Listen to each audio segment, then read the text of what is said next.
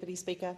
As I rise to speak to the Treasury Laws Amendment, Tax Incentives and Integrity Bill 2024, I can't help but be struck by the thought that yet again here is another Frankensteinian monster of a bill, one that combines changes to the way fuel-efficient vehicles are treated under the luxury car tax system with provisions that would make the penalties attached to general interest charges and shortfall interest charges non-tax deductible, with an extension for the ATO from 14 to 30 days notification period for retaining funds, and finally the long-promised extension of the instant asset write-off for small businesses, which is being moved as an amendment by the government to this bill.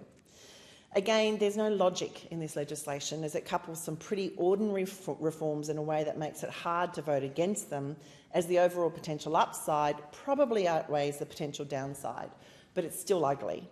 Let me explain. If we start at the beginning, in principle, the changes to the luxury car tax are welcome, not the least because these are way overdue. Yet the changes to the tax deductibility of the ATO penalties are problematic, as they're likely to be yet another measure that will disproportionately affect small businesses who are already struggling.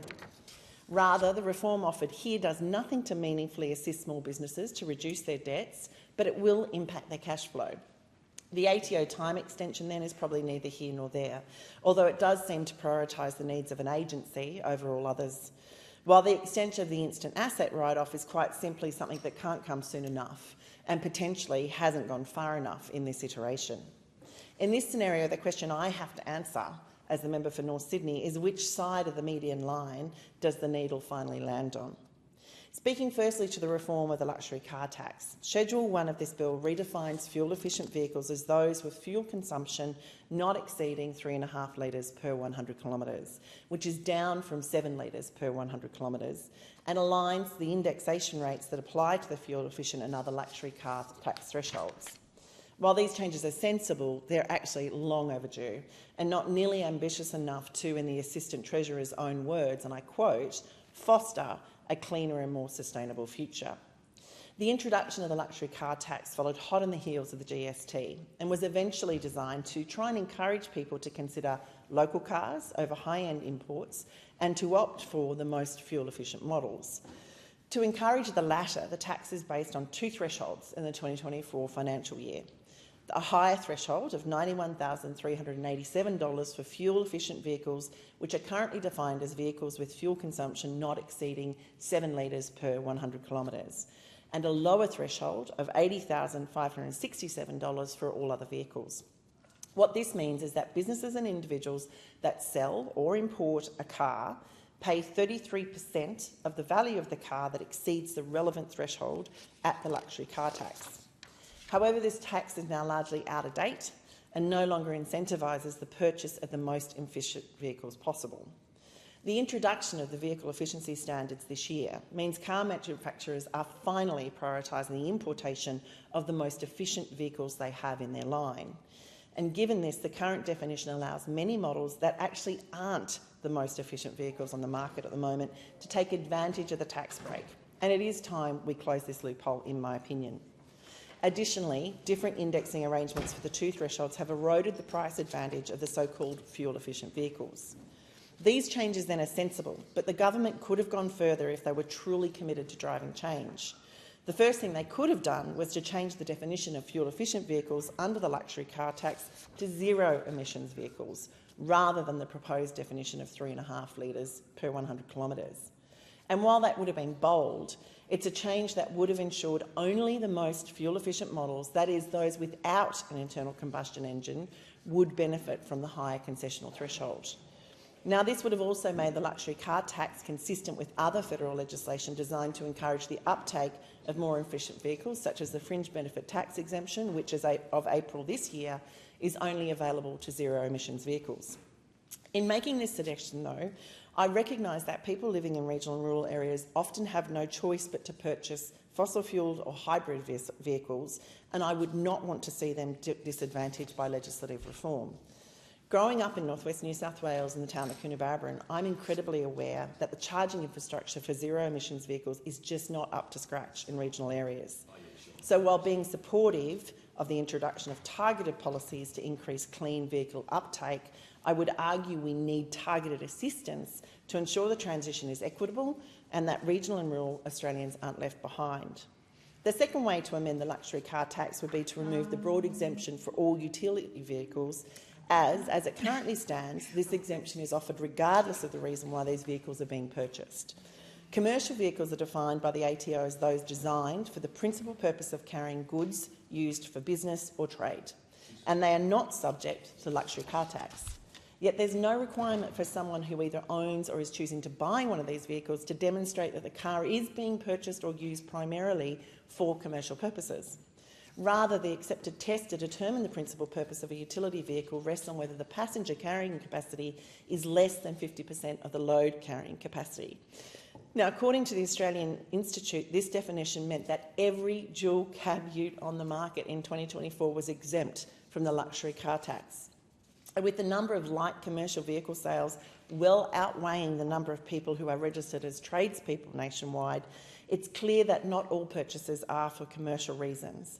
And while I doubt what I'm about to say is going to make me popular, I would argue this loophole should be closed or replaced with a narrower definition of a commercial vehicle. There are simply far too many of these cars on the road in my electorate of North Sydney.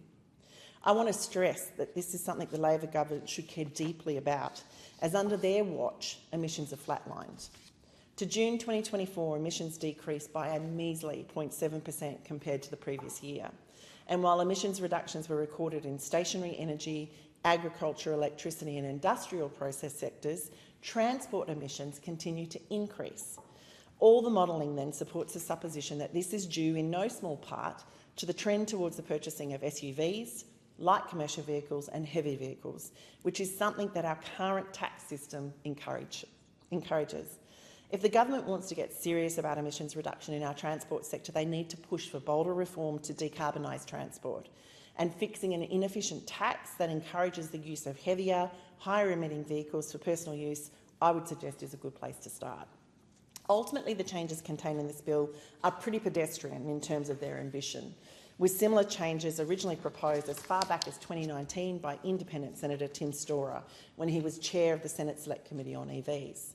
And members of this crossbench have continued to advocate for them during this term. An ambitious transport agenda would have included removing the luxury car tax ute loophole, reforming the heavy vehicle road user charge or the fuel tax credit system, shifting to an equitable, transparent user pays road charger system, or encouraging active transport through tax-deductible ride-to-work allowances for employees. Yet none of these things are currently being pursued by this government. Instead, the changes being proposed here should and could have been made years ago, so it's a bit hard to get too excited by them. Turning to Schedule 2 of the bill, these changes will remove the ability of taxpayers to claim the general interest charge, also known as the GIC, and the shortfall interest charge, known as the SIC, penalties as tax deductions. While this proposal may seem innocuous, I have real concerns about the impact these changes will have, particularly on small, family-run businesses in Australia. Without transitional or accompanying safeguards, this measure risks being the literal straw that breaks the camel's back, and I ask the government to think very carefully before they make yet another bureaucratic change without fully thinking through the impact on the end user. In context, the ATO imposes these penalties on taxpayers who are either not paid their taxes on time or where a tax liability has been incorrectly assessed, resulting in a shortfall of tax paid. At the moment, if incurred, both the penalties are tax deductible, and some businesses and individuals may actually choose to cop them. Having spoken to people likely to be affected by this change, they don't do that lightly, but often have no choice as they are struggling with cash flow. In making these changes then, the government argues that penalties for non-compliance should not be tax deductible, and on the surface that seems reasonable. But the reality is far more complex, and whether it is intended to or not, this measure will disproportionately impact small, family-run businesses who currently owe about 2/3 of the collectible tax debt. And as I think everyone in this place knows, these people are already struggling. Recent research from CommBank found more than half of the small to medium-sized businesses in Australia are feeling stress of navigating the cost of living crisis, with 1 in 2 business owners reporting feeling stressed due to financial pressure. As the member for the 3rd largest business sector in the country, I hear about this stress every day. Small businesses tell me about the unhelpful and often stressful interactions they have with the ATO or external debt collection, agencies, and I can't help but feel that whilst this change may seem like nothing much to the government, it sends yet another message to small and medium businesses that this government does not understand what you are facing or how you operate. Increasing the cost of tax debt will not help these businesses self-assess their tax liability more effectively. Rather, it risks accelerating the accumulation of tax liabilities of small businesses to unsustainable levels, forcing them to increase their reliance on accountants and financial advisors, which in turn drives up their costs of operating a business. While I acknowledge the Tax Commissioner will retain the discretion to remit the interest charges where they consider it is fair and reasonable to do so, say in the instance of financial distress, as I've outlined, I don't think that offers adequate protection, particularly in the current uncertain economic environment. To rely entirely on a Commissioner's discretion is to leave many Australian families and businesses at the whim of one decision. With all of that said, I would encourage the government to delay this measure and instead work with the small business community to find a solution that ultimately reduces the outstanding debt without accelerating current debts to unsustainable levels. For instance, rather than penalising generally compliant small businesses by denying them a deduction for GIC or SIC, the government could choose to invest more in an organisation such as the Australian Small Business and Family Enterprise Ombudsman, who in turn could then deliver better education and other services to actually help family-run businesses correctly self-assess their income tax liability.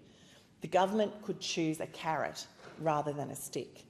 And at the same time, the OTA could then focus on implementing targeted debt collection measures that focus on high debt accounts. Sensible recommendations have been made by submitters to the Senate Standing Committee on Economics inquiry into this bill, and they do warrant further consideration by the government. They include clarifying whether the proposal applies to amended assessments issued on or after the 1st of July 2025 that are referable to income years beginning prior to the 1st of July 2025. Because as many of us know, many people run their tax accumulation 12 months behind. Creating a more level playing field for over and underpayment of tax and encouraging the accuracy and accountability of the ATO, excluding disputed debt subject to a 50-50 arrangement made before the announcement of this measure, and at the very least, retaining the deductibility of the SIC. Finally, I want to turn to the government amendment that we expect to see as this bill progresses through the House. It's an amendment that would finally legislate an extension of the instant asset write-off for small businesses through to the 30th of June 2025. And while I will certainly be supporting this amendment, the deferral of this measure, including the fact that it was removed from a bill which passed at the end of last year, has left small businesses in an uncertain position yet again. As the CEO for the Council of Small Business Organisations, Luke Ackerstrach, has said, many will feel like this is Groundhog Day, a painful reminder of the last financial year when the legislation was only passed a matter of days before the window for applications was due to expire. Ultimately, this government continues to seem to fail to understand that for this measure to work and to be effective for small businesses, they need certainty. It needs to be legislated, not just announced. The fact the government does not seem to get this point just shows how out of touch they really are with how small businesses operate. I reiterate my previous calls for a permanent, ongoing, instant asset tax write-off for small and family businesses with an increased threshold to at least $30,000. And for this reason, I will be supporting the member for Warringah's amendment to that effect. There seems to be no absence of voices in this place for big business, and as such, I would suggest many of them currently enjoy favourable operating environments. But if this government genuinely wants small businesses to thrive, making the instant asset write-off permanent and lifting the threshold would be a good place to start. And generally speaking, I would just encourage them to stop talking and start listening to this sector so we can get reform that makes it possible to have a successful small business environment in this country.